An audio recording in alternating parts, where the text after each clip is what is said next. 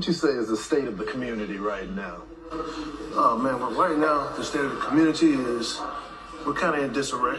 Disarray. Yes, we want to know what's going to happen in November. Child, we'll find out soon enough. It's almost November. But the guy from Fox and Friends, Lawrence, I don't know his last name, but I like this guy because he's black on Fox, but he be tired of a lot of the mess too, child. But anyway, so he goes down to Georgia. Of course, we know everything we need to know about Georgia. She was fucking his best friend. So, I mean, everybody's fucking down here in Atlanta. I don't know what to tell you. They breeding like rabbits down here. Everybody getting ass. And he's down there talking to men in the barbershop. Why is it that y'all only hang out in the barbershop, you crusty, dusty, musty, rusty, ashy ass bums? Let's see what y'all got to say down there. If the election were held today, who do y'all think is going to win? I think Trump, but it's going to be close. In here, we've seen more people leaning towards Kamala Harris. It's not about the person, right? I've never fallen in love with a personality. If you look at my history of voting, even this most current one, it's not down the line blue all the time. It's not all red. It's a mixture because I look at people. You pick who's best I for pick the who's situation. best, period. What are you hearing from people right now? A way for them to work for themselves. Yeah. And they want to pick the best candidate that allow them To work for themselves. Right. And a lot of times you have people like my guy right here who's looking for an opportunity to start his own business. Mm-hmm. And he's telling me, what president would actually help me the best? So I'm telling him, I think Kamala. So one grown man is going to ask another grown man what he should do. He told him, so that's what the man is going to do. Did no one open any businesses when Trump was president or Bush, Reagan? Did no one open up businesses at that time? So you're telling me that the only way that you can open a business is to vote for Cam? Oh, probably because the 50, 25, or 6. Which one is it that, child, there's so many numbers being thrown out. Whichever one has to do with opening a business, which we covered, and that's not just open to Black people. And like I said before, all the things that she's allegedly offering you, just because the numbers are different doesn't mean that that stuff wasn't already there.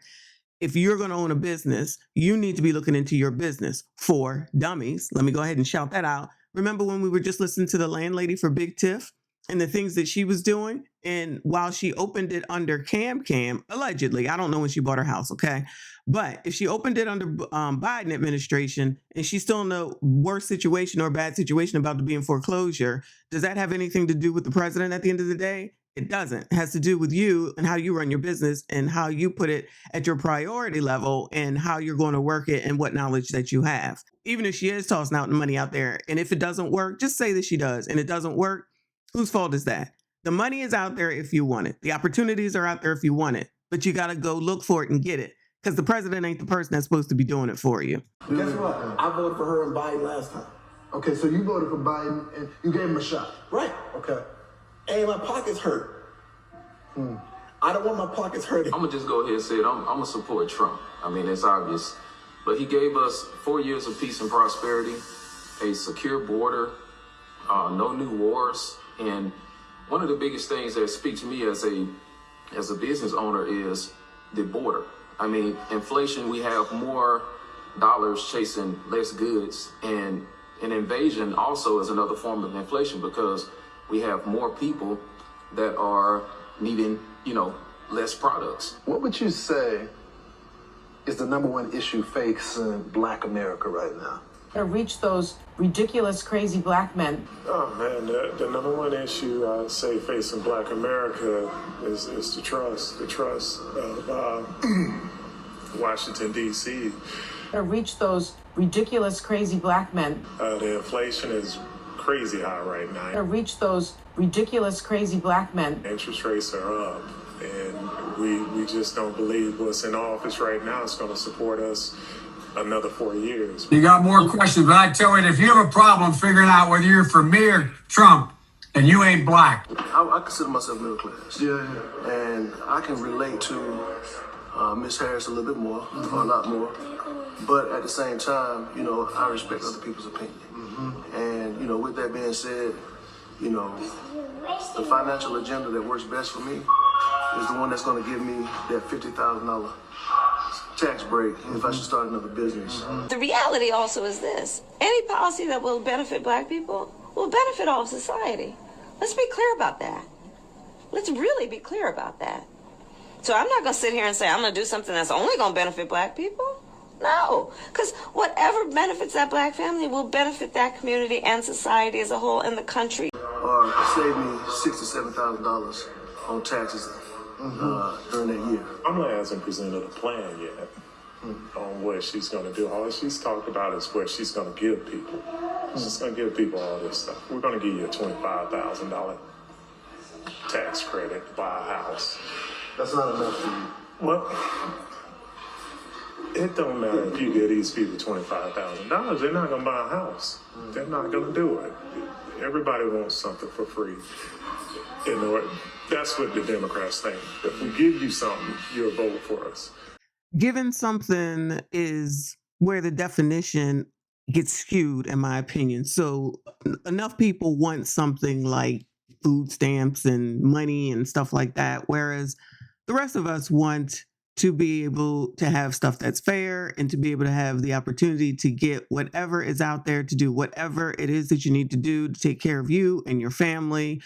And if that means money to buy a house and down payment assistance, which again, those things are already out there, money for businesses, grants. I've seen too many people online that have made successes out of businesses without the government particularly stepping in. There are plenty of organizations who can help people out if you look into it, but people just think that things are supposed to be dropped off at their doorstep and they don't do any work and then the business doesn't take off. But that's part of the problem. You have to invest in you. I don't need a handout. I need an opportunity. What is the number one issue folks talk about that's facing them in life? Is it the economy? Is it, more jobs? Sports. But no, really. That too. Yeah. But again, people come from all walks of life in this barbershop. And that's the beauty of Georgia. That's correct. And that's the beauty of any barbershop in America. That's true. So as you can see, it's split in Georgia, and it's a tough race in Georgia as well. A lot of black businesses also there as well. I think the one thing that you can take away is, and I continue to say this, I'm not suggesting that the whole barbershop is going to vote for Donald Trump. I've never said that in any of the ones that we've covered, but we've never seen this amount of black men supporting a Republican candidate. And I think that's why the alarm bells are going on. There's still some people in the barbershop that's going to vote for Kamala Harris. And as they should, if that's what they think is the best for them, their life, their family, their livelihood, the economy, and everything else, then that's who they should vote for. As long as people are looking at what's being offered and they're doing it for reasons that make sense, I don't honestly have a problem with it at all. It's the shaming tactics that are the problem for me, the blaming, and to say that if you don't do something, you're not something. That's my issue with it, which is what's been going on with a lot of black people during this election cycle. The symbolic reasons for hiring this woman are crazy dumb. I said it, I meant it. They're crazy dumb. Just because she's a woman, because she allegedly black, she not black, I'm black. If she's saying something that appeals to you, other than that, outside of race, then do it. But unfortunately, there are too many people that want a symbolic moment. They want an AKA sworn by DST on MLK Day, a woman, so that all these women can say we rule the world. I promise you that's what this is mainly about. And then once she does get in, if she does get elected, and black people in particular are still disproportionately affected, I just want to know what the answer is going to be then. That's it. That's all. Y'all let me know what you think. Please make sure you hit the like button, subscribe if you are new. I'll see you all in the next one. They know better than to feed me anything because I do not care.